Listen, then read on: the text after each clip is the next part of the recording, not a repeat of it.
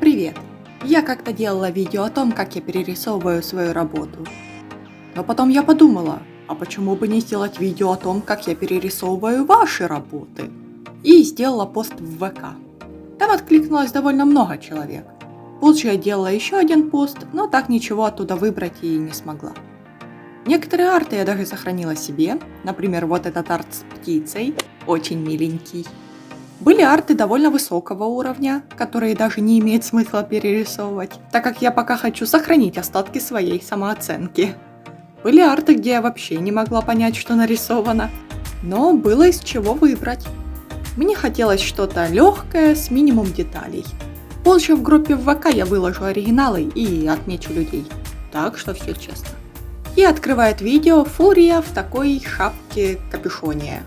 Шапка-капюшон-шапка-пижамка- Я запуталась.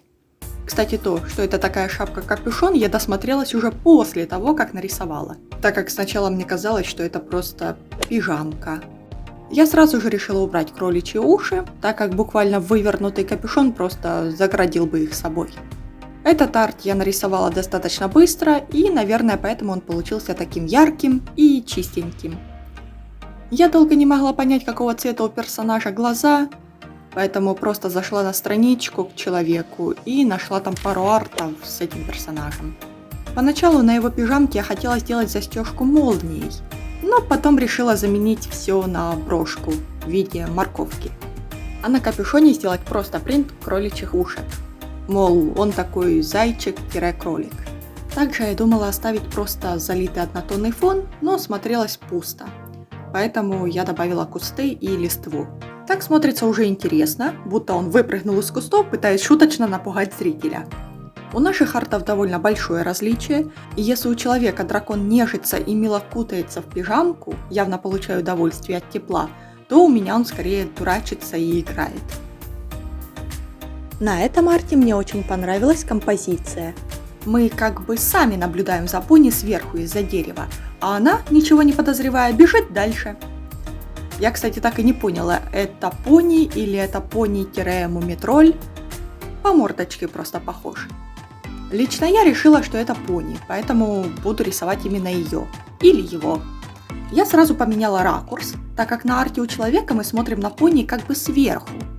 Но я решила не усложнять себе задачу и развернула персонажа. За основу взяла Селестию из МЛП. Я долго пыталась построить тело, потому что то ноги были вытянуты, то тело походило на сосиску. Несмотря на то, что на арте пони в движении, у меня она статична, а дерево на переднем плане заменил кустарник.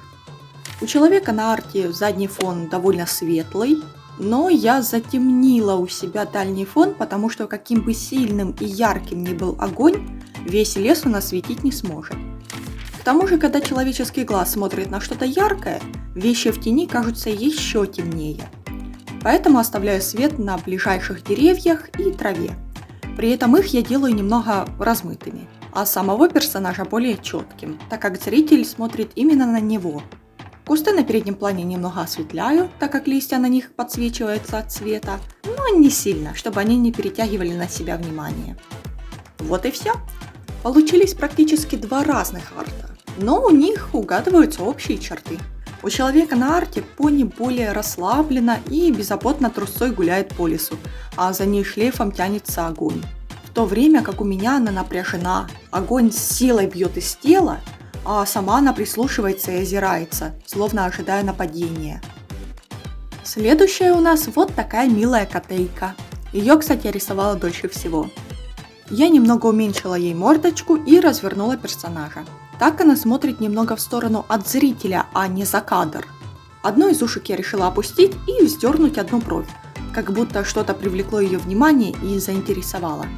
Самая большая проблема была с волосами. Я долго не могла их нарисовать. Вообще волосы это моя слабость, к сожалению, в плохом смысле. На оригинальном арте на фоновом зеленом квадрате есть очертания листьев, и я решила их повторить, а после размыть, чтобы они не перетягивали на себя внимание. Вот и все. Кошка у меня помолодела из-за пропорций мордочки.